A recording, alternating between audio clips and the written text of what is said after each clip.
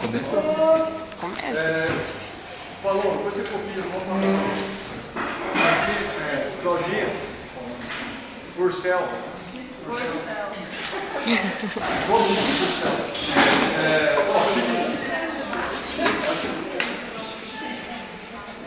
Eu já estou adiantando as aulas de Pilates para vocês, tá?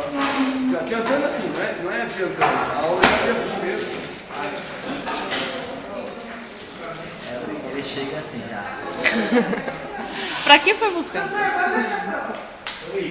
vai ser a aula?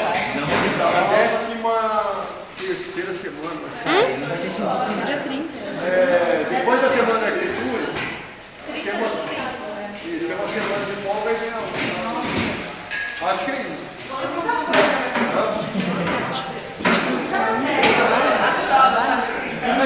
Na primeira semana. É melhor você depois apagar e começar do zero. Começa com dar uma plaquete aí, corta. Pausa. Ô Ricardo, você tá chegando agora, velho? Pô, você tá pensando o quê, velho? Você tá demorando das 8 da manhã? Não é uma dúvida, é só um comentário. Você que esse cara saindo da porta do metrô lá. Nossa. Vai, prof, ó. Senão acaba a memória. Bom, antes que eu terminar um pedacinho, quero ir embora. Vocês têm projeto pra fazer, né? Ó, seguinte. Pilates, tá?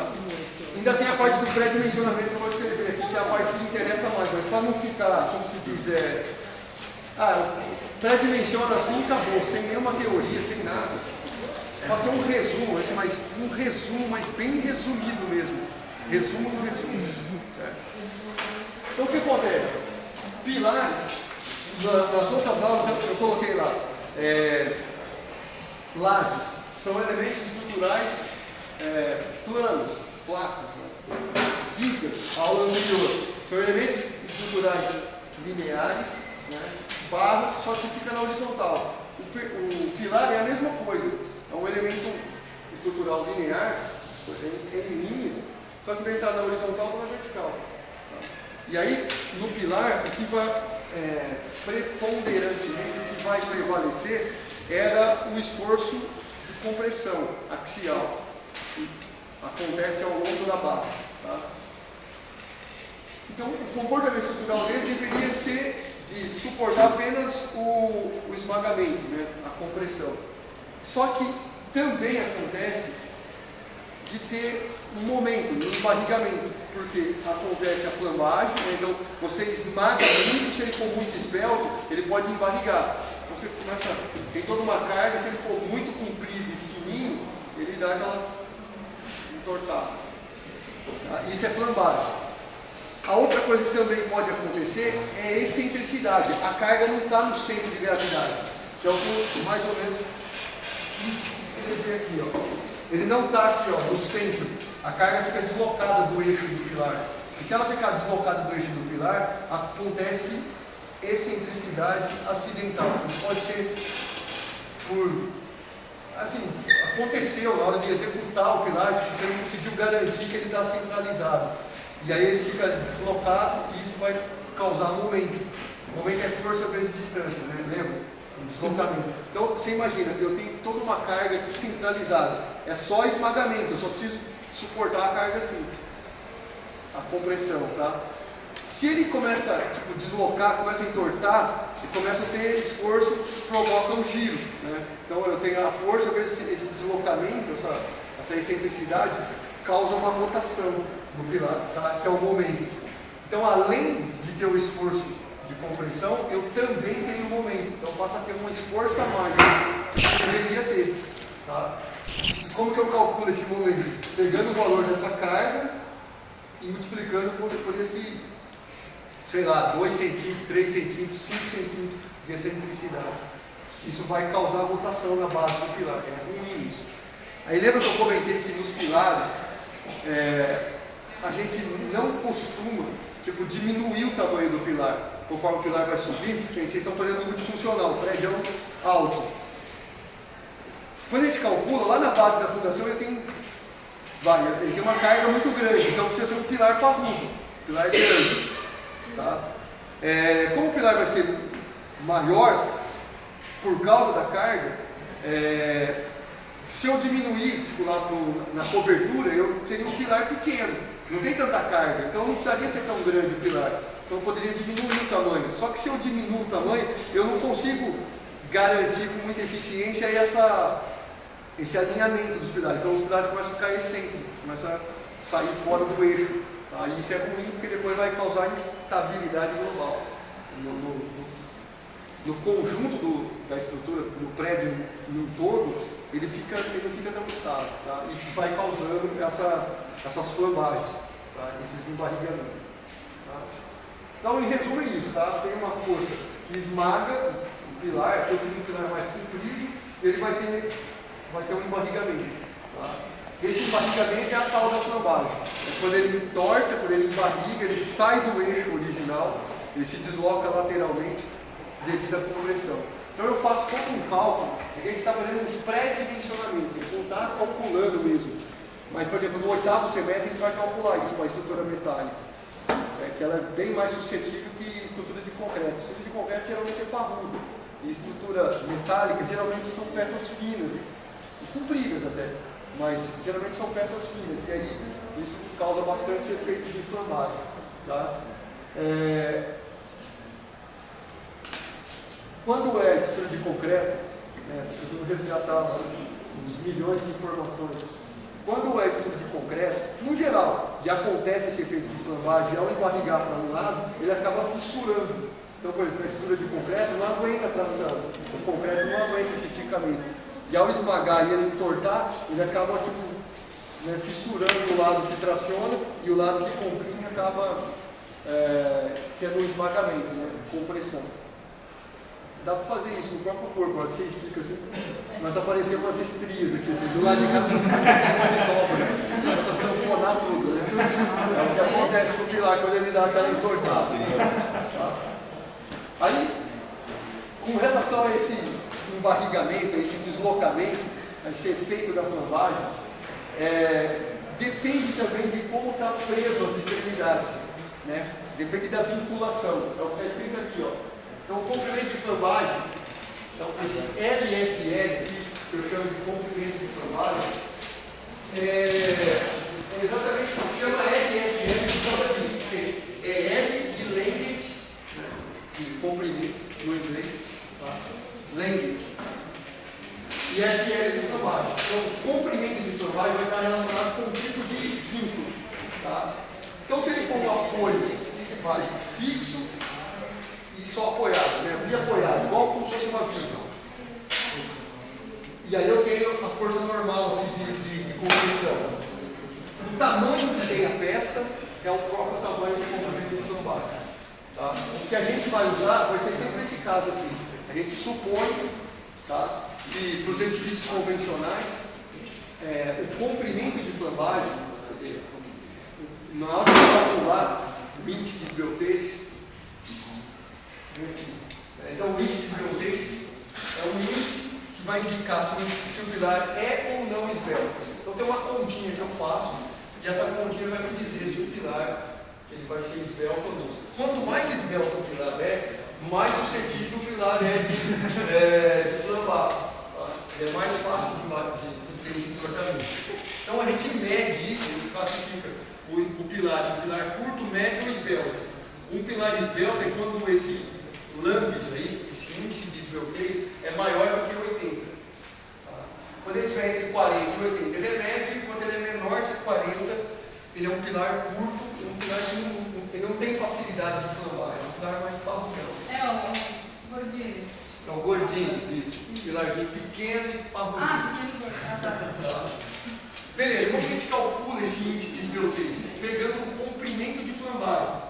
Vai, vamos dizer assim, pega a altura do pilar e divide por uma característica geométrica aqui, vai, o raio de giração. Vou explicar daqui a pouco isso aí. Eu faço essa conta, vai me dar o resultado, isso é o índice de esbeltez. E ele vai estar classificado ou num caso ou no outro. Só que esse comprimento de flambagem aqui depende do tipo de vínculo das extremidades. Tá? Então, o que a gente vai fazer, a gente vai considerar que é o primeiro caso, tá? Ele é biapoiado e a altura tem o pé direito, né? Exatamente o pé direito. Na verdade, é do eixo da viga de cima até o eixo da viga de baixo. Então está movendo um pouco mais que o pé direito. Então, você pega a viga de cima, da metade dele, do eixo da viga superior até o eixo da viga inferior. É isso que eu considero como comprimento de flambagem, esse LFL. Tá? Que vai entrar aqui nessa conta aqui. Aí, ok.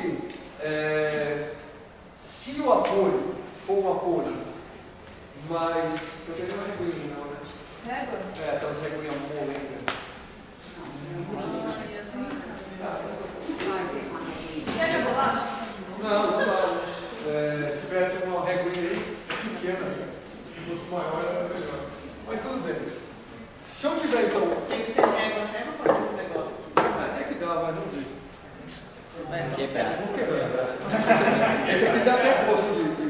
Então tá assim, ó. Não sei se dá pra ver aí. Se eu colocar. Se eu entortar. Nossa. Ele tem essa flambagem. Eu estou colocando mais força do que o negócio realmente suporta. Tá?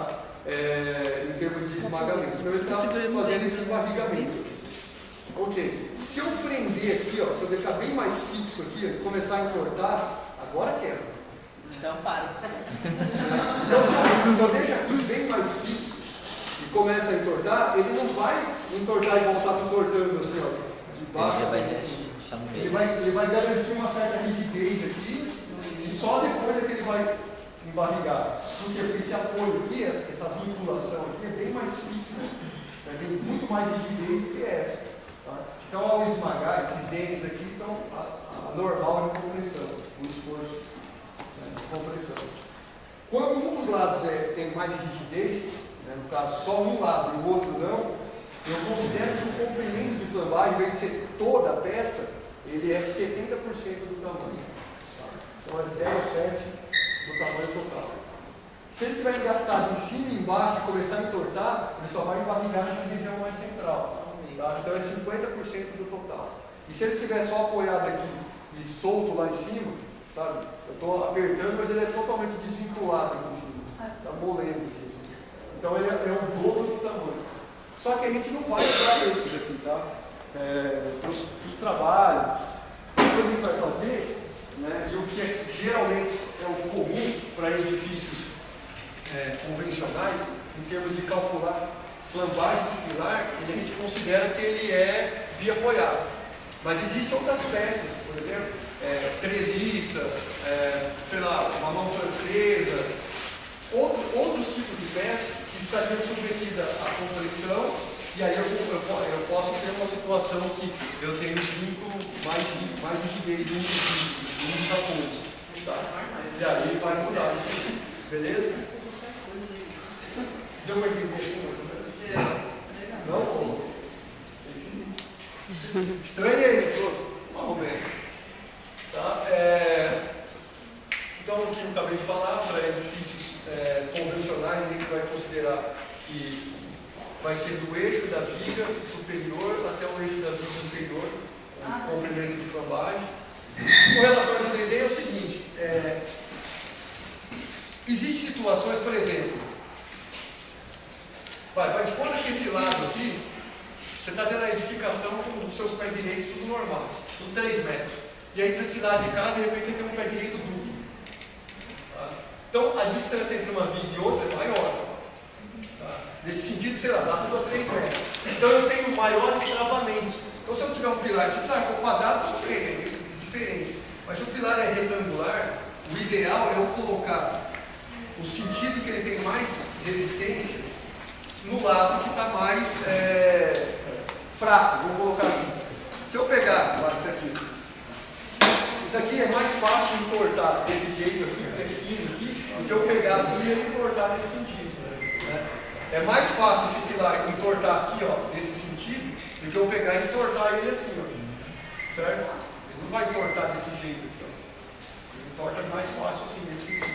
Então, como aqui eu tenho mais travamentos, é melhor eu colocar a seção maior, o lado que ele é maior, ao longo do trecho que para a direita acaba sendo maior, que acaba sendo mais difícil ele entortar nesse sentido. Se eu inverter, colocar o pilar invertido, aqui eu tenho mais travamento. Ele já não deforma nesse sentido, e ainda tudo travado. Agora, nesse outro sentido, é bem mais fácil de entortar. E ainda se eu pegar e fazer ele chapado aqui, ó, um apoio está aqui, o outro apoio está lá em cima, então é bem mais fácil de ele entortar. Então, o ideal é eu colocar o sentido do pilar, né, sempre alinhado, maior tamanho, no sentido onde ele tem menos rigidez. Tá? Entendeu? Por isso que eu fiz o desenho, para poder ficar mais fácil. Se eu só escrever isso aqui, vai ficar mais difícil de entender. Tá? Aí beleza, então como que a gente faz então, para calcular esse índice de esbelteza que eu já acabei de explicar? Vou pegar esse comprimento da peça, vamos o pé direito aí, e dividir por um tal de raio de giração. O que é esse raio de giração? O raio de giração é o seguinte, está relacionado com a inércia da peça. No finalzinho do semestre passado, eu tinha que ter passado uma parte para vocês de resmate que chama características geométricas. Tá? Se algum dia vocês forem atrás, é um capítulo de resmate que chama características geométricas. Esse capítulo da resmate trata o quê? Como que faz para calcular centro de gravidade das peças, momento estático, momento de inércia, raio de giração, módulo de resistência, o que é esses negócios? Então, vou colocar assim, ó, inércia é a capacidade que o material tem de ter inércia. Vamos colocar assim. Vamos ver como pode dizer. O material tem de inércia, de ser capacidade de estar parado, vai. Não tem estabilidade, ele é mais inércia, ele tem mais dificuldade de você tirar ele da sua posição do que quando ele tem menos inércia. Na verdade, acontece assim, ó, inércia é a quantidade de massa que você tem fora do centro de gravidade. Aí eu até já brinquei, já comentei isso aqui. Tipo, lutador de sumô. O lutador de sumô, a brincadeira lá, a luta. A luta, na verdade, consiste em derrubar o sujeito. Né? É isso, né? Derrubar o cara. E aí, geralmente, os caras são barrudão. Bem grande. E aí, na gente, no ser humano, o centro de gravidade está um pouquinho para cima do umbigo. Está mais ou menos aqui, assim. Então, o que o lutador de sumô faz? O centro de gravidade está aqui. A quantidade que eu tenho de massa longe do centro é que vai me dar mais ou menos inércia no conjunto, na geometria do negócio. O que o lutador de sumô faz? O cara pega, na hora de lutar, ele agacha. Assim. Ele já é grande, ele já tem uma massa, né, grande, pesada, e aí ele pega e luta para lutar e fica achatado. Quando ele achata, o que ele faz? Ele pega aquela quantidade de massa e traz perto do centro. É mais difícil de girar o cara. Tá? E o raio de giração está relacionado a isso. A esse raio, essa distância, para poder girar essa massa. Então, quando ele é mais achatado, ele tem mais inércia. Quando ele é mais compridão, tem menos estabilidade, tem menos inércia. Então é mais fácil de girar, porque o raio também de giração é mais fácil de girar em torno do eixo. Ainda é mais fácil pegar. Mais ou menos, para capturar. Então, o que eu vou fazer? Se eu tenho um raio de giração, se a peça é quadrada, o raio é meio igual. Só que se a peça é mais retangular, ele tem mais. Se essa peça aqui, ó, ela tem mais distância para um lado, uma peça aqui, ó, tem mais massa longe do centro do que nesse sentido aqui. As massas aqui estão mais próximas do centro do que nesse outro sentido. As massas estão mais longe. Então é mais fácil de girar em torno do eixo.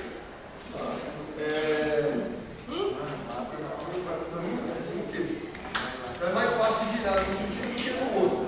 Tá? Então vamos ter dois raios de giração.